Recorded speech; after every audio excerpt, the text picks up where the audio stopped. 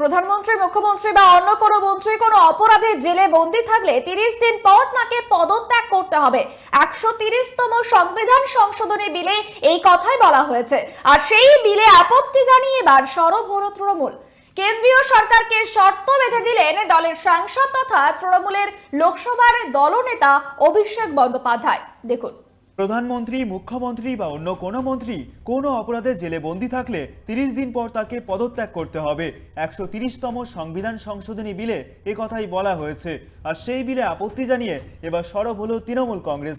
শর্ত বেঁধে দিলেন দলের সাংসদ তথা তৃণমূলের লোকসভা দলনেতা অভিষেক বন্দ্যোপাধ্যায়। তার দাবি, মার্শাল দিয়ে ঘিরে বিল পেশ করতে হয়েছে বুধবার লোকসভায় বিল পেশ করেছেন কেন্দ্রীয় স্বরাষ্ট্রমন্ত্রী অমিত শাহ।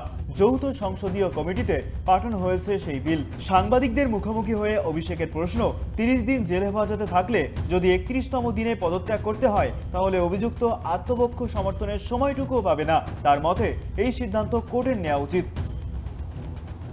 যে কোনো মুখ্যমন্ত্রী বা কেন্দ্রীয় মন্ত্রী বা রাজ্য সরকারের মন্ত্রী, তাকে যদি কোনো তদন্তকারী সংস্থা গ্রেফতার করে 30 দিন হেফাজতে রাখে, তাহলে 31তম দিনে তাকে মুখ্যমন্ত্রিত্ব অথবা সেই প্রদেশের মন্ত্রিত্ব থেকে ইস্তফা দিতে হবে। মানে আমি আমার আত্মপক্ষের সমর্থনের টাইমটুকুও পাবো না। তাহলে তো ভারতবর্ষে কোর্টের কোনো দরকার নেই। Special court, session court, high court, supreme court, এটা কার্যত বুড়ো আঙ্গুল দেখানো জুডিশিয়ারির অথরিটিকে আন্ডারমাইন করা। অভিষেকের দাবি, সরকার ভেঙে দেওয়াই বিজেপির মূল উদ্দেশ্য। তৃণমূলের সর্বভারতীয় সাধারণ সম্পাদক বলেন, বিরোধীদের কি করে শেষ করে দেওয়া যায়, গ্রেপ্তার করে জেলে ঢোকানো যায়, তার জন্যই এই বিল।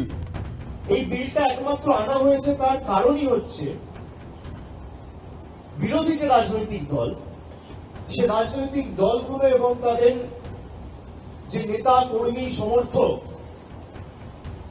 মানুষের হয়ে যারা প্রশ্ন করছে, তাদেরকে কি করে শেষ করে দেওয়া যায়, পলিটিক্যালি তাদেরকে অ্যারেস্ট করে জেলে ঢোকানো যায়।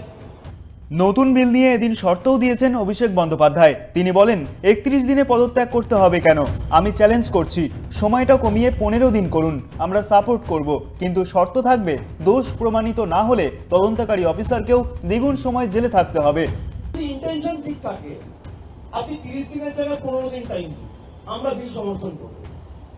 কিন্তু প্রভিশনে রাখতে হবে, যদি তার বিরুদ্ধে কোনো অভিযোগ প্রমাণ 15 দিনে না হয়, তাহলে যে অফিসার ইনভলভ রয়েছে সেই ইনভেস্টিগেশনে, তাকে তার ডবল সময় কিন্তু জেলে কাটাতে হবে। আপনি প্রভিশন রাখুন।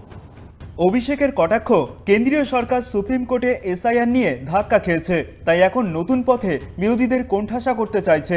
স্বরাষ্ট্রমন্ত্রী অমিত শাহকে কাপুরুষ বলেও কটাক্ষ করেন তিনি। এখন দেখার, যৌথ সংসদীয় কমিটিতে পাঠানো এই বিল সংসদে শেষমেশ কী রূপ নেয়। কলকাতা থেকে দেবযানী সরকারের রিপোর্ট, ট্রাইব টিভি বাংলা।